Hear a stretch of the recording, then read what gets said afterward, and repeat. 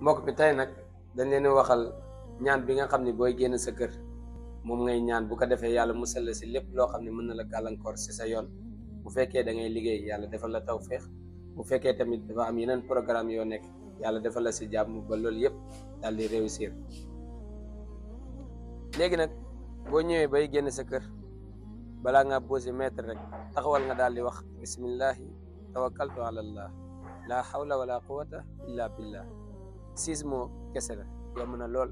bismillahi tawakkaltu ala allah la hawla wala quwata illa billah li muy tekk mooy lan? maa ngi sukkandiku si yàlla, bàyyee sama bopp yàlla moom mi nga xam ni kenn amul kàttan kenn amul pexe ku dul moom.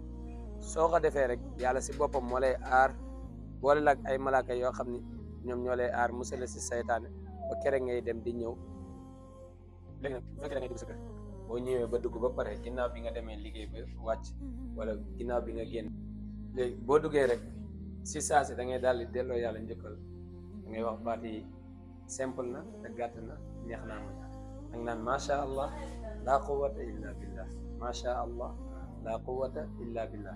boo ko defee rek mooy delloo nga yàlla njëkkal, yàlla tawfeex bu mu la defal ba nga dem ba ñëw te sa ay morom yu bëri dem dellusiwaatul wala ba ñuy dellusiwaat ay néew lañ doon. yàlla boo waxee baat yi rek day daal di kontaan xam ni yow mi nangu nga ni yow jaamam. baat yu simple la te neex ba pare lu muy firi tekk nag moo gën a neex. macha allah la hawla wala quwwata illa billah wala macha allah la quwwata illa billah mooy yàlla day maa ngi koy sant bu baax a baax moom moomu xewale ma def ba ñëw. amoon benn kàttan wala benn pexe bu ma mënoon demee def samay activité dellusiwaat si jàmm, mais yàlla moo ma ko baaxee. gars yi bu leen fàtte aimé partager vidéo yi bu ko defee ñëpp mën si jëriñ. Dumtum fi amaanillah. yaa ngi